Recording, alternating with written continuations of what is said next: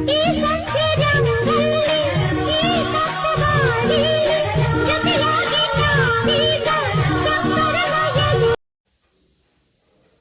Guys, welcome back to my YouTube channel.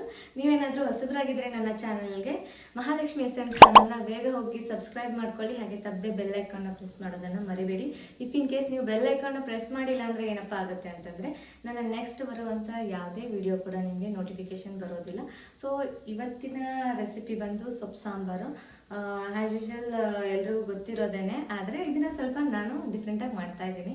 2 ಥರದ ಬೇಳೆಗಳನ್ನು ಹಾಕಿ ಹಾಗೆ 2 ಥರದ ಸೊಪ್ಪನ್ನು ಹಾಕಿ ಮಾಡ್ತಾ ಇರುವಂಥ ರೆಸಿಪಿ ತುಂಬಾ ಹೆಲ್ತ್ಗೆ ಒಳ್ಳೆಯದು. ಹಾಗಾಗಿ ನನ್ನ ಚಾನಲಲ್ಲಿ ಆದಷ್ಟು ನಾನು ಬೇರೆ ಥರ ಅಡುಗೆಗಳನ್ನು ಮಾಡ್ತೀನಿ. ಸೊ ಇವಾಗಿಂದ ನಾನು ಸ್ಟಾರ್ಟ್ ಮಾಡ್ತಾ ಇರೋದು ಹೆಲ್ದಿ ರೆಸಿಪೀಸ್ ಜಾಸ್ತಿ ಮಾಡೋಣ. ಈ ಥರ ಸೊಪ್ಪು, ತರಕಾರಿ, ಏನು ಹೇಳ್ತಾರೆ, ಬೇರೆ ಥರ ಹೆಲ್ದಿಯಾಗಿರುವಂಥ ಐಟಮ್ಸಲ್ಲಿ ಸ್ವಲ್ಪ ಅಡುಗೆಗಳನ್ನು ತೋರಿಸೋಣ ಅಂತ ಅಷ್ಟೇ.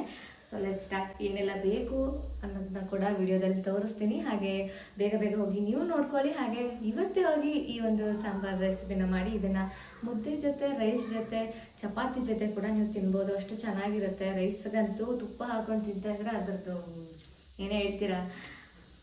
ಬನ್ನಿ ಲೆಟ್ಸ್ ಸ್ಟಾರ್ಟ್. ಸುಮ್ಮನೆ ಮಾತಾಡ್ತಾನೆ ಇದ್ಬಿಡ್ತೀನಿ. ಸೊ ಇವಾಗ ನಾನು ಏನೆಲ್ಲ ತೊಗೊಂಡಿದ್ದೀನಿ ಅನ್ನೋದನ್ನ ಕೂಡ ಫಸ್ಟ್ ತೋರಿಸ್ಬಿಡ್ತೀನಿ ನಿಮಗೆ. ಇಲ್ಲಿ MTR ಸಾಂಬಾರು ಪೌಡ್ರನ್ನ ತೊಗೊಂಡಿದ್ದೀನಿ ಒಗ್ಗರಣೆಗೆ. ಇಲ್ಲಿ ಸ್ವಲ್ಪ ಸಾಲ್ಟ್ ಇದೆ, ಹಾಗೆ ಧನಿಯಾ ಪೌಡ್ರು, ಫ್ರೀಡಮ್ ರಿಫೈನ್ಡ್ ಆಯಿಲ್ನ ತೊಗೊಂಡಿದ್ದೀನಿ. ಚೆನ್ನಾಗಿರುತ್ತೆ ಇದು ಆಯಿಲು. ಸೊ ಹಾಗಾಗಿ ಇದೇನೆ ಆಯಿಲ್ನ ತೊಗೊಂಡಿದ್ದೀನಿ. ಹಾಗೆ ನೆಕ್ಸ್ಟ್ ಬಂದು ಒಗ್ಗರಣೆಗೆ ಇಂಗು, ಅರಿಶಿಣದ ಪೌಡ್ರ್ ತೊಗೊಂಡಿದ್ದೀನಿ. ಹಾಗೆ ಸ್ವಲ್ಪ ಚಿಲ್ಲಿ ಪೌಡ್ರನ್ನ ತೊಗೊಂಡಿದ್ದೀನಿ. ಇದಕ್ಕೆ ಆಲ್ರೆಡಿ ಸೊ ನೋಡಿ, ಕುಕ್ಕರ್ಗೆ ನಾನು ಸೇಮ್ ಈ ಒಂದು ಮೆಷರಿಂಗ್ ಸ್ಪೂನ್ ಅಂತ ಹೇಳ್ತಾರೆ, ಸೊ ಇದರಲ್ಲಿ 1 ತೊಗೊಂಡಿದ್ದೀನಿ. ಸೊ ಸೇಮ್ ಇದರಲ್ಲೇ ನಾನು ಸೇಮ್ ಕ್ವಾಂಟಿಟಿಲಿ ಹೆಸರುಬೇಳೆನೂ ಕೂಡ ಹೆಸರುಬೇಳೆ ತೊಗೊತೀನಿ. ಇವಾಗ ನೋಡಿ, ಇಲ್ಲಿ ಹೆಸರುಬೇಳೆ ಮತ್ತು ತೊಗರಿಬೇಳೆನ ತೊಳೆದು ಇಟ್ಕೊಂಡಿದ್ದೀನಿ. ಇಲ್ಲಿ ಪಾಲಕ್ ಸೊಪ್ಪು 1 ಹಿಡಿ, ಹಾಗೆ ಸ್ವಲ್ಪ ಇಷ್ಟನ್ನು ನಾನು ಮೆಂತ್ಯ ಸೊಪ್ಪನ್ನ ತೊಗೊಂಡಿದ್ದೀನಿ. 6 ಇಂದ 7 ಹಸಿಮೆಣಸಿನ್ಕಾಯಿ, ಸ್ವಲ್ಪ ಕೊತ್ತಂಬರಿ, ಹಾಗೆಯೇ ಒಂದು 6 ಇಂದ 7 ಎಸಳಷ್ಟು ಬೆಳ್ಳುಳ್ಳಿನ ತೊಗೊಂಡಿದ್ದೀನಿ. ಹಾಗೆಯೇ ಇಲ್ಲಿ ಟೊಮೊಟೊ ಇದೆ, ಹಾಗೆಯೇ ಆನಿಯನ್ನ. ಇದಿಷ್ಟನ್ನು ಇವಾಗ ಕುಕ್ಕರ್ಗೆ ಹಾಕಿ ಸ್ವಲ್ಪ ನೀರನ್ನ ಹಾಕಿ ಕುಕ್ಕರಲ್ಲಿ ಕುದಿಯೋಕ್ಕೆ ಬಿಡ್ತೀನಿ.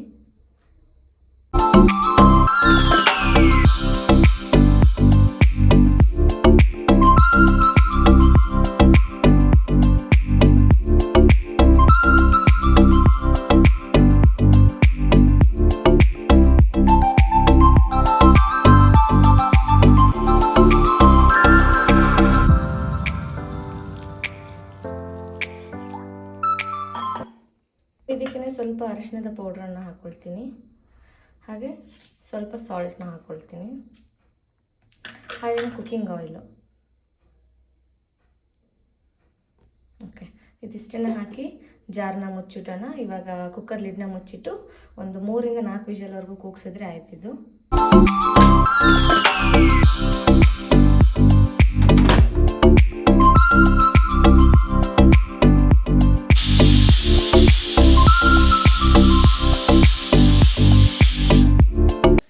ಪೌಡ್ರನ್ನ ತೊಗೊಂಡಿದ್ದೀನಿ. ಇದಕ್ಕೆ ಆಲ್ರೆಡಿ ಹಸಿಮೆಣಸಿನ್ಕಾಯಿ ಹಾಕಿರೋದ್ರಿಂದ ನಮಗೆ ಅಷ್ಟೊಂದಾಗಿ ಚಿಲ್ಲಿ ಪೌಡ್ರ್ ಬೇಕಾಗಿಲ್ಲ. ಸ್ವಲ್ಪ ಟೇಸ್ಟ್ ಇನ್ನೂ ಸ್ವಲ್ಪ ಚೆನ್ನಾಗಿ ಬರುತ್ತೆ ಅಂತ ಹೇಳಿ. ಹಾಗೆ ಇಲ್ಲಿ ನಾನು ಇದು ಹುಣಸೆ ಹಣ್ಣು ಕೂಡ ನೆನೆಸಿಟ್ಟಿದ್ದೀನಿ.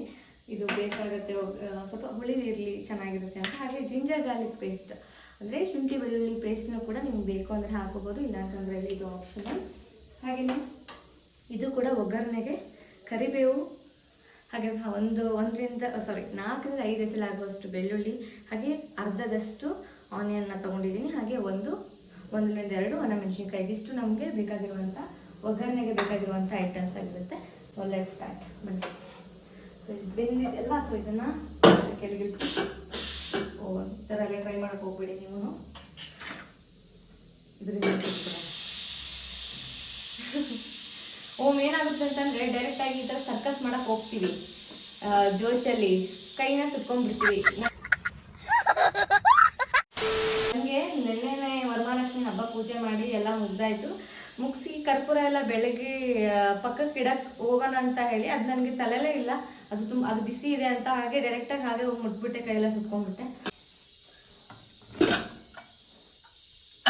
ನೋಡಿ, ಇಷ್ಟು ಅಷ್ಟರ ಮಟ್ಟಿಗೆ ಇದು ಚೆನ್ನಾಗಿ ಬೆಂದಿರಬೇಕು. ಕಾಣಿಸ್ತಾ ಇದೆಯಾ? ಸೊ ಇದನ್ನ ಚೆನ್ನಾಗಿ ಈ ಥರ ಸ್ಮ್ಯಾಶ್ ಮಾಡ್ಕೊಳ್ಳೋಣ ಫಸ್ಟು.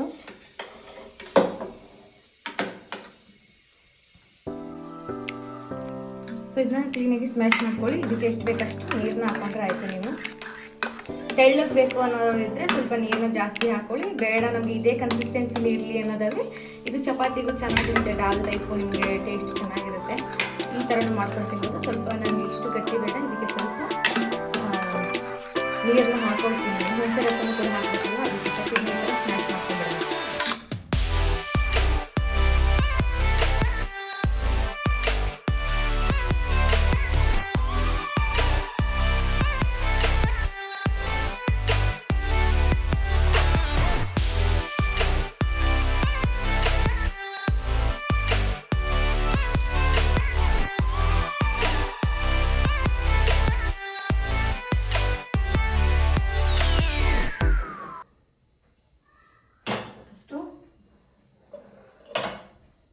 ಒಂದು ಬಾಳಿಗೆ ಅಥವಾ ಪ್ಯಾನ್ ಅಂತಾರಲ್ಲ ಅದನ್ನ ಇಟ್ಕೊಂಡಿದ್ದೀನಿ. ಇವಾಗ ಇದಕ್ಕೇನೆ ಈ ಬೇಳೆಗೆ ನಾನು ಹುಣಸೆ ರಸನ ಇದಕ್ಕೆ ಹಾಕೊಂಡ್ಬಿಡ್ತೀನಿ. ಇವಾಗ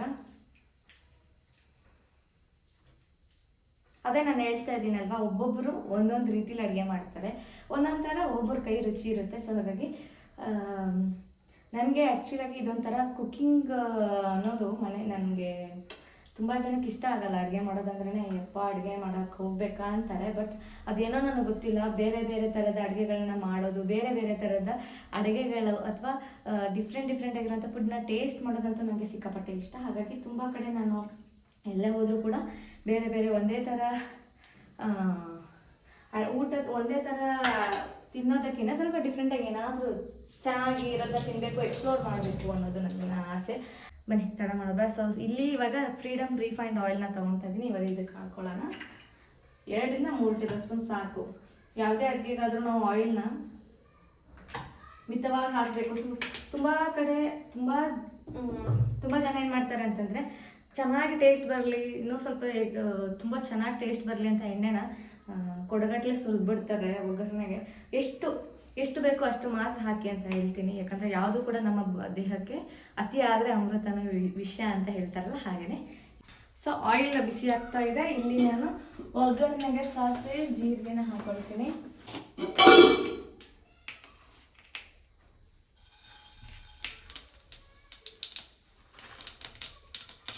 ಸೊ ಜೀರಿಗೆನ ಹಾಕೊಳ್ತಾ ಇದ್ದೀನಿ. ಜೀರಿಗೆನ ಹಾಕೊಳ್ತೀನಿ. ಮೇಲೆ ಇಟ್ಬಿಟ್ಟಿದ್ದೀನಿ, ಸೊ ಅದಕ್ಕೆ ಸಿಗ್ತಾ ಇಲ್ಲ. ಆಯ್ತಾ? ಓಕೆ.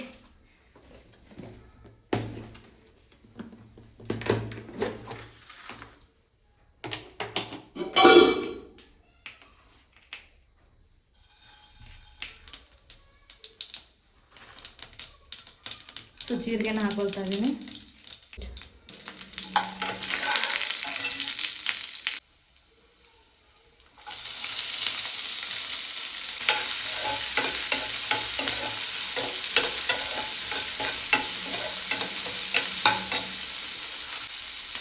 ಈಗ ಇದಕ್ಕೆ ಸ್ವಲ್ಪ ಇಂಗು. ಸೊ ಇದನ್ನು ಹಾಕೋದ್ರಿಂದ ಟೇಸ್ಟ್ ಚೆನ್ನಾಗಿ ಬರುತ್ತೆ, ಅದಕ್ಕೋಸ್ಕರ ಹಾಕೊಳ್ತಾ ಇದ್ದೀನಿ. ಎಕ್ಸ್ಟ್ರಾ ಟೇಸ್ಟ್ಗೋಸ್ಕರ ಇದೆಲ್ಲವೂ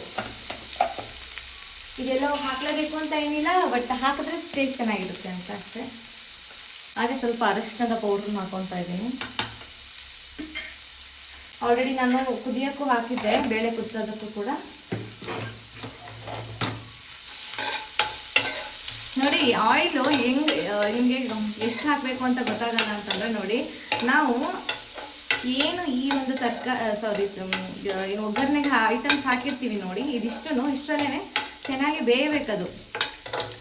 ತೇಲಾಡಬಾರ್ದು. ಎಣ್ಣೆ ಹಾಕಿದ್ದೀವಿ ಅನ್ನೋ ಗೊತ್ತಾಗೋ ಥರನ ಅಡುಗೆನ ಮಾಡಬಾರ್ದು, ತೇಲಾಡಬಾರ್ದು ಅಂತ. ಈ ಥರ. ಈಗ ಇದಕ್ಕೆ ನಾನು ಸ್ವಲ್ಪ ಶುಂಠಿ ಬೆಳ್ಳುಳ್ಳಿ ಪೇಸ್ಟ್ನು ಕೂಡ ಹಾಕೊಂಡ್ಬಿಡ್ತೀನಿ.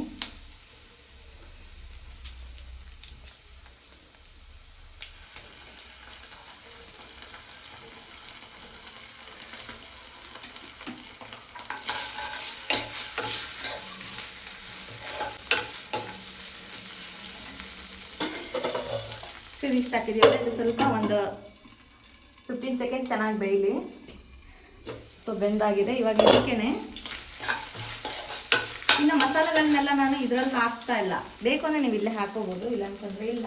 ಸೊ ನಾನು ಇದರಲ್ಲಿ ಹಾಕಲ್ಲ, ಏನಕ್ಕೆ ಘಾಟ್ ಬಂದುಬಿಡುತ್ತೆ ತಿನ್ನುವಾಗ ಇದಕ್ಕೆ. ಸೊ ಇದಕ್ಕೇ ಸುರ್ಕೊಂಡ್ಬಿಡ್ತೀನಿ ಇದಕ್ಕೆ.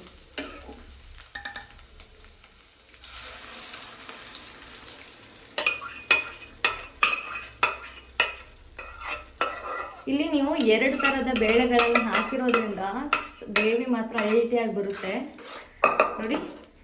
ಸೊ ಸೇಮ್ ಈ ಕನ್ಸಿಸ್ಟೆನ್ಸಿಲಿ ಇತ್ತು ಅಂತಂದರೆ ನೀವು ಇದನ್ನು ರೈಸಿಗೆ ಚಪಾತಿಗೂ ತಿನ್ಬೋದು, ಚಪಾತಿಗೂ ಆರಾಮ್ಸೆ ತಿನ್ಕೋಬೋದು. ಸ್ವಲ್ಪ ಫ್ಲೇಮ್ನ ಹೈ ಇಡ್ತೀನಿ.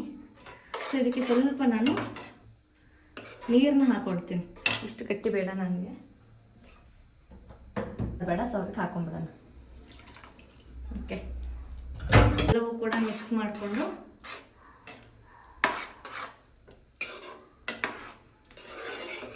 ಈ ರೀತಿ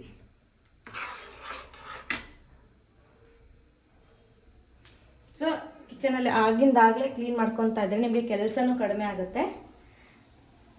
ಇದಕ್ಕೆ ಅಂತ ಮತ್ತೆ ಎಕ್ಸ್ಟ್ರಾ ಟೈಮ್ನ ಕೊಟ್ಟು, ಇದಕ್ಕಂತಂದ್ರೆ ಇನ್ನೊಂದು ಸ್ವಲ್ಪ ಬಿಸಿ ಆದ್ಮೇಲೆ ಸ್ವಲ್ಪ ಹೊತ್ತಾದ್ಮೇಲೆ ಇನ್ನೂ ಗಟ್ಟಿಯಾಗಿ ಹೋಗ್ಬಿಡುತ್ತೆ, ನಿಮಗೆ ಉಜ್ಜಿ ಸಾಕಾಗೋಗ್ಬಿಡುತ್ತೆ ಕಿಚನಲ್ಲಿ. ಹಾಗಾಗಿ ಅವಾಗಲೇ ಮಾಡ್ಕೊಂಡ್ಬಿಡ್ಬೇಕು. ಪಾತ್ರೆನೂ ಅಷ್ಟೇ, ಈಗ ಫ್ರೀ ಟೈಮ್ ಅಲ್ವಾ, ಇವಾಗ ಏನು ಮಾಡ್ತಾ ಇರ್ತಾರೆ ಇದು ಬೇಯೋವರೆಗೂ ಅವಾಗಲೇ ಪಾತ್ರೆಗಳನ್ನ ತೊಳ್ಕೊಂಡ್ಬಿಡ್ಬೇಕು. ಏನಾದರೂ ಹಿಂದೆಗಡೆ ಏನಾದರೂ ಇದ್ದರೆ ಇದನ್ನು ನಿಮಿಷ ಇನ್ನು ಮುಚ್ಚಿಬಿಡ್ತೀನಿ, ಕುದೀತಾ ಇರಲಿ. ಇಲ್ಲಿ ಹಿಂಗೆ ಒರೆಸ್ಕೊಂಡ್ಬಿಡ್ತೀನಿ. ಓಕೆನಾ, ಈ ರೀತಿ ಕ್ಲೀನ್ ಮಾಡ್ಕೊಂಬಿಟ್ರೆ ಕ್ಲೀನಾಗಿರುತ್ತೆ ಕಿಚನ್ನು ಅಷ್ಟೇ. ಓಕೆ, ಇವಾಗ ಇದಕ್ಕೆ ನಾನು ಏನೆಲ್ಲ ಹಾಕ್ತೀನಿ ನೋಡೋಣ. ಸಾಲ್ಟ್ನ ಹಾಕೊಳ್ತಾ ಇದ್ದೀನಿ.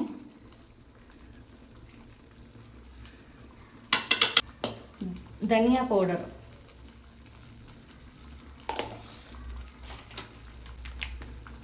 ಸಾಂಬಾರ್ ಪೌಡ್ರನ್ನು 1 ಟೇಬಲ್ ಸ್ಪೂನ್ ಅಷ್ಟು ಹಾಕೊಂಡ್ಬಿಡ್ತೀನಿ.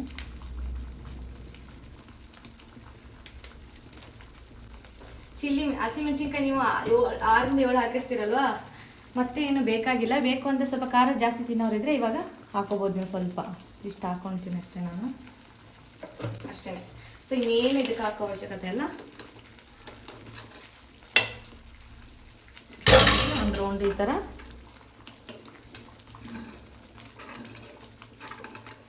ಮಸಾಲೆ ಇರುತ್ತಲ್ಲ, ಸೊ ಮಸಾಲೆ ಎಲ್ಲ ಚೆನ್ನಾಗಿ ಕುದಿಬೇಕು.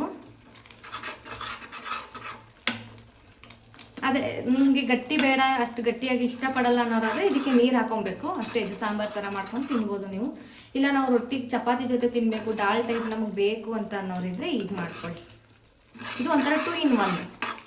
ನಿಮಗೆ ಪಲ್ಯ ಮಾಡೋದಕ್ಕೆ ಟೈಮ್ ಇಲ್ಲ, ಅಥವಾ ಚಪಾತಿ ಮಾಡಿರ್ತೀರ ಅದಕ್ಕೆ ಏನಾದರೂ ಬೇಕು ಅಂತ ಅಂದ್ಕೊಂಡಿರ್ತೀರಲ್ಲ, ಸೊ ಇದರಲ್ಲಿ ಎಲ್ಲ ಥರದ ಸೊಪ್ಪುಗಳಿರೋದು, ಬೇಳೆಗಳಿರೋದ್ರಿಂದ ನೀವು ಈ ಕನ್ಸಿಸ್ಟೆನ್ಸಿಲಿ ಮಾಡೋದ್ರಿಂದ ಏನಾಗುತ್ತೆ, ಚೆನ್ನಾಗಿರುತ್ತೆ ಟೇಸ್ಟು ಆಯಿತಾ. ಈ ಮಸಾಲೆಗಳು ಯಾವುದೇ ಆದರೂ ಅಷ್ಟೇ, ಸುಮ್ಮನೆ ಈ ರೀತಿ ಎಲ್ಲ ಮಾಡಿ ಮುಚ್ಚಿದ ತಕ್ಷಣ ಬೆಂದಿರುತ್ತೆ ಬಿಡೋ ಅಂತ ಅಂದ್ಕೊಂಡು ಆಫ್ ಮಾಡಬಾರ್ದು. ಏನಕ್ಕಂತಂದರೆ ಈ ಖಾರ, ಉಪ್ಪು ಮತ್ತು ಅರಿಶಿನ ಪೌಡ್ರು, ಮಸಾಲ ಐಟಮ್ಸ್ ಏನಿರುತ್ತೋ ಇವು ಯಾವುದೂ ಇನ್ನೂ ಸರಿಯಾಗಿ ಬಂದಿರಲ್ಲ, ಘಾಟ್ ಬರ್ತಾ ಇರುತ್ತೆ. ಸೊ ಇದನ್ನು ಒಂದು ಲಿಡ್ ಮುಚ್ಚಿ ನಾನು 1 ರಿಂದ 2 ನಿಮಿಷದವರೆಗೂ ಹಾಗೆ ಬಿಟ್ಬಿಡ್ತೀನಿ. ಅದು ಬೇಯ್ತಾ ಇರಲಿ ಅಲ್ಲಿವರೆಗೂ.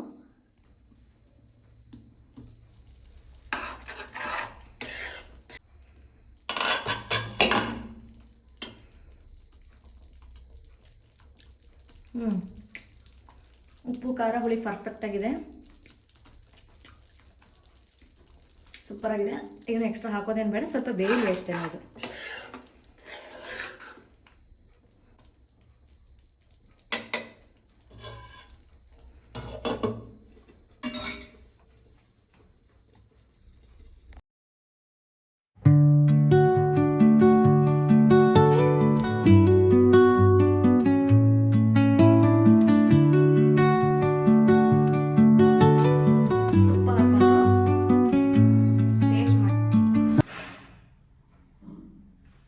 ನೋಡ್ತಾ ಇದ್ರೆ ಬಾಯಲ್ಲಿ ನೀರು ಬರ್ತಾ ಇದೆ ಅಂತ, ಅದರಲ್ಲಿ ನೀವು ಅಲ್ಲಿ ಕುತ್ಕೊಂಡು ನೋಡ್ತಾ ಇದ್ರೆ ಇವಾಗಲೇ ಹೋಗಿ ಬೇಗ ಹೋಗಿ ಮಾಡಿ.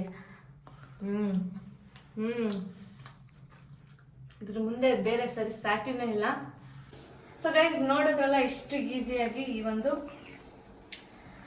2 ಥರದ ಸೊಪ್ಪನ್ನ ಹಾಕಿ 2 ಥರದ ಬೇಳೆಗಳನ್ನು ಹಾಕಿ ದಾಲ್ನ ಮಾಡಿದೆ ಅಂತ. ಬೇಳೆ ಸಾಂಬಾರು ಅಂತ ಹೇಳ್ಬೋದು, ಸೊಪ್ಪು ಸಾಂಬಾರು ಅಂತ ಹೇಳ್ಬೋದು. ಅದು ನಿಮ್ಮ ರುಚಿಗೆ ತಕ್ಕಂತೆ ನೀವು ಹೇಳ್ಕೋಬೋದು. ಸೊ ಸಿಂಪಲಾಗಿ ಟೇಸ್ಟಿಯಾಗಿ ಮಾಡಿರುವಂಥ ರೆಸಿಪಿ ನಿಮ್ಗೆ ಇಷ್ಟ ಆಗಿದ್ರೆ ಏನು ಮಾಡಬೇಕು, ಇವಾಗಲೇ ಹೋಗಿ ಟ್ರೈ ಮಾಡಿ ಅಂತ ಹೇಳ್ತಾ ಈ ಒಂದು ವ್ಲಾಗ್ನ ಎಂಡ್ ಮಾಡ್ತಾ ಇದ್ದೀನಿ. ಮತ್ತೆ ಮುಂದಿನ ವ್ಲಾಗಲ್ಲಿ ಸಿಗ್ತೀನಿ ಅಂತ ಹೇಳ್ತೀನಿ. ಹಾಗೆ ಇನ್ನೂ ಯಾರೆಲ್ಲ ನನ್ನ ಚಾನಲ್ನ ಸಬ್ಸ್ಕ್ರೈಬ್ ಮಾಡ್ಕೊಂಡಿದ್ರು ಬೇಗ ಹೋಗಿ ನನ್ನ ಚಾನಲ್ನ ಸಬ್ಸ್ಕ್ರೈಬ್ ಮಾಡ್ಕೊಳ್ಳಿ.